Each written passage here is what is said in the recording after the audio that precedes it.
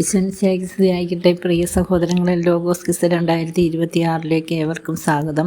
നമ്മളിന്ന് റൂത്തിൻ്റെ പുസ്തകം 1 മുതൽ 4 വരെയുള്ള അധ്യായങ്ങളിലെ ചോദ്യോത്തരങ്ങളാണ് നോക്കുന്നത്. 90% മാർക്ക് ഉറപ്പാക്കുന്ന ഈ വചനഭാഗം നിങ്ങളെല്ലാവർക്കും ഇഷ്ടമായാൽ ഷെയർ ചെയ്യാനും ലൈക്ക് ചെയ്യാനും മറക്കരുത്. ഒത്തിരി സ്നേഹത്തോടെ എല്ലാവരുടെയും സപ്പോർട്ട് പ്രതീക്ഷിച്ചുകൊണ്ട് നമുക്ക് വചനഭാഗത്തിലേക്ക് പോകാം. ചോദ്യം 1. ഏത് മൊവാബിയ സ്ത്രീയുടെ പേരിലാണ് പഴയ നിയമത്തിലെ ഒരു പുസ്തകം? ഉത്തരം റൂത്തിൻ്റെ. 2. ആരാണ് വിശ്വസ്തതയ്ക്ക് മാതൃക? ഉത്തരം റൂത്ത്. 3. ആരുടെ പേരാണ് ദാവീദിൻ്റെ പിതാക്കന്മാരുടെ പട്ടികയിലും യേശുവിൻ്റെ വംശാവലിയിലും ഉൾപ്പെട്ടിരിക്കുന്നത്? ഉത്തരം റൂത്ത്. 4. റൂത്തിൻ്റെ പുസ്തകത്തിൽ എത്ര അധ്യായങ്ങളുണ്ട്? ഉത്തരം 4 അധ്യായം. 5. ആരുടെ ഭരണകാലത്താണ് ഇസ്രായേലിൽ ക്ഷാമമുണ്ടായത്? ഉത്തരം ന്യായാധിപന്മാരുടെ. 6. ബൈബിളിലെ എത്രാമത്തെ പുസ്തകമാണ് റൂത്ത്? ഉത്തരം 8-ാമത്തെ. 7. എലീമലേക്ക് ഏത് ദേശക്കാരൻ? ഉത്തരം ബെത്ലഹേം. 8. എലീമലേക്കിൻ്റെ പുത്രന്മാർ ആരെല്ലാം? ഉത്തരം മഹലോനും കിലിയോനും. 9. നവോമി പുത്രന്മാരും ഭാര്യമാരും എവിടെയാണ് 10 വർഷത്തോളം താമസിച്ചിരുന്നത്? ഉത്തരം മൊബാവിയ ദേശത്ത്. 10. നവോമിയും റൂത്തും എവിടേക്കാണ് പോകാനൊരുങ്ങിയത്? ഉത്തരം ബെത്ലഹേം. 11.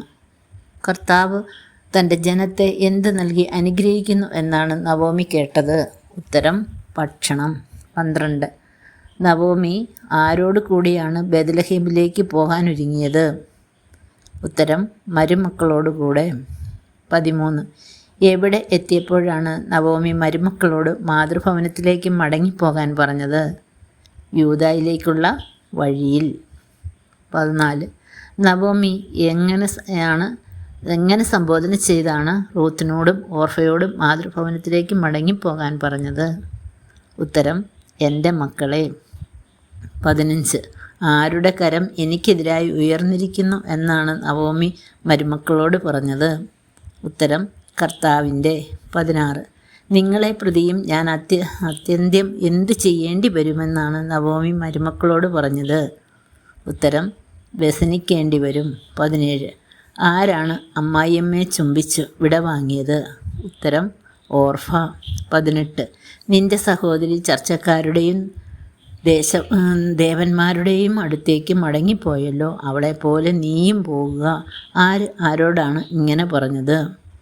ഉത്തരം നവോമി റൂത്തിനോട്. 19. നവോമിയും റൂത്തും എവിടെയാണ് എത്തിയത്? ഉത്തരം ബെത്ലഹേമിൽ. 20. പട്ടണം മുഴുവൻ അവരെ കണ്ട് എന്തു ചെയ്തു? ഉത്തരം വിസ്മയിച്ചു. 20. തന്നെ എങ്ങനെ വിളിക്കാനാണ് നവോമി സ്ത്രീകളോട് പറഞ്ഞത്? ഉത്തരം മാറ.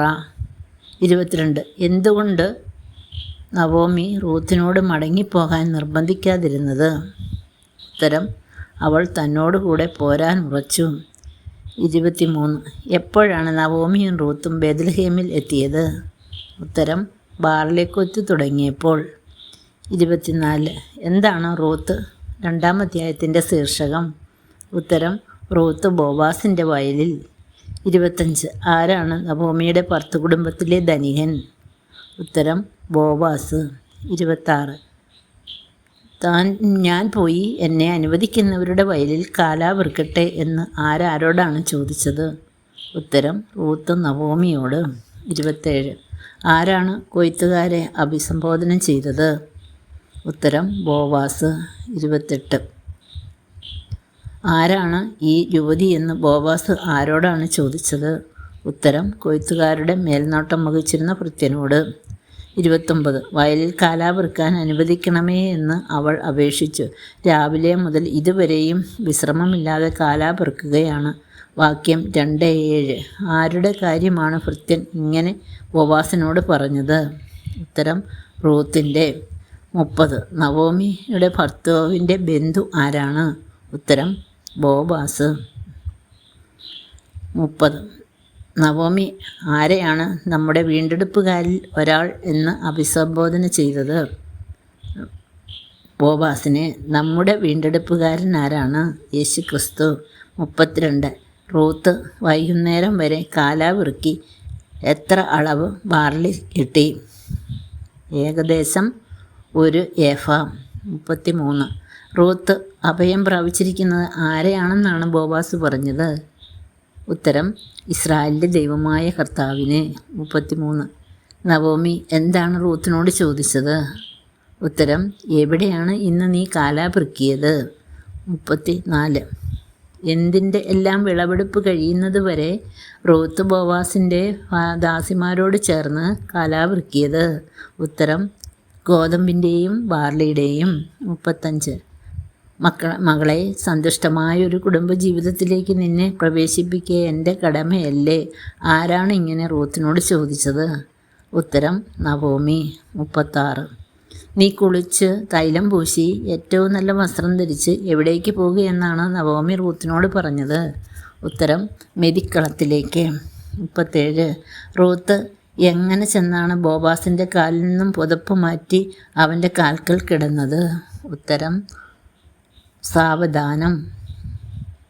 38. അങ്ങ് എൻ്റെ അടുത്ത ബന്ധുവാകയാൽ അങ്ങയുടെ വസ്ത്രം ഈ ദാസിയുടെ മേൽ വിരിച്ച് എന്നെ സ്വീകരിക്കുക. ആരാരോടാണ് ഇങ്ങനെ പറഞ്ഞത്? റൂത്ത് ബോവാസിനോട്. 39. നഗരത്തിൽ ബോവാസിൻ്റെ പരിചയക്കാർക്കെല്ലാം റൂത്തിനെക്കുറിച്ചുള്ള അഭിപ്രായം എന്ത്? ഉത്തരം ഉത്തമയായ സ്ത്രീ. 40. ഏറ്റവും അടുത്ത ബന്ധു റൂത്തിനെ സ്വീകരിക്കുമോ എന്ന് രാവിലെ അന്വേഷിക്കാം. ഇല്ലെങ്കിൽ ഈ ബന്ധുവിൻ്റെ കടമ ഞാൻ നിർവഹിക്കും. ബോവാസ് ആരുടെ നാമത്തിലാണ് പറഞ്ഞത്? ഉത്തരം കർത്താവിൻ്റെ.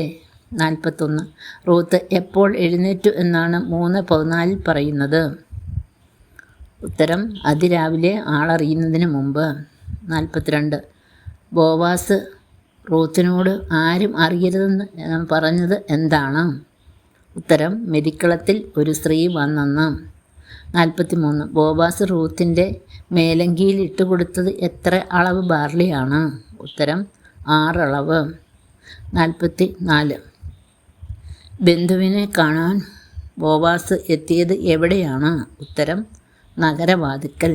45. ബോവാസ് എങ്ങനെയാണ് ബന്ധുവിനെ സംബോധന ചെയ്തത്? സ്നേഹിത. 46. നവോമി എലീമലേക്കിൻ്റെ നിലത്തിൽ എത്ര ഭാഗം വിൽക്കാൻ പോകുന്നു എന്നാണ് ബോവാസ് ബന്ധുവിനോട് പറഞ്ഞത്? ഉത്തരം 1 ഭാഗം. 47. മനസ്സുണ്ടെങ്കിൽ നീ എന്തു ചെയ്യുക എന്നാണ് ബോവാസിനോട് പറഞ്ഞത്? വീണ്ടെടുക്കുക. 48. റൂത്തിനെ വീണ്ടെടുക്കുവാൻ സാധ്യമല്ലെന്ന് ബന്ധു പറയുന്നതിൻ്റെ കാരണം എന്ത്?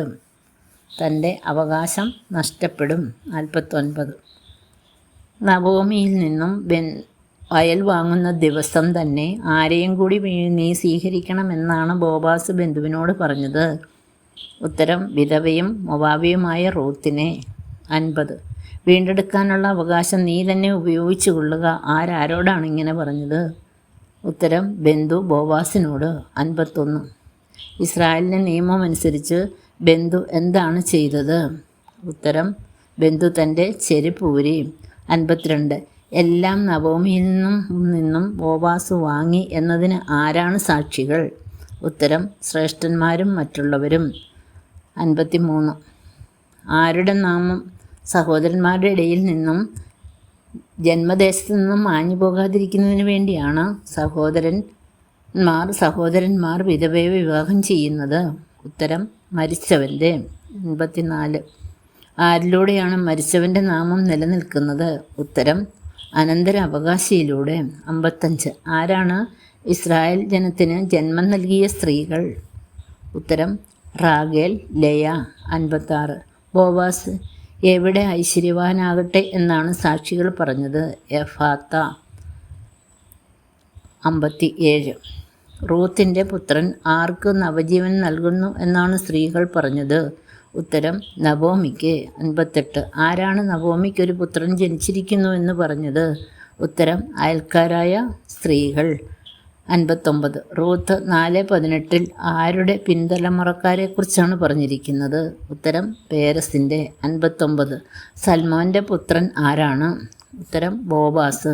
60. 61. ആരാണ് ദാവീദിൻ്റെ വല്യപ്പൻ? ഉത്തരം ഒബേദ്.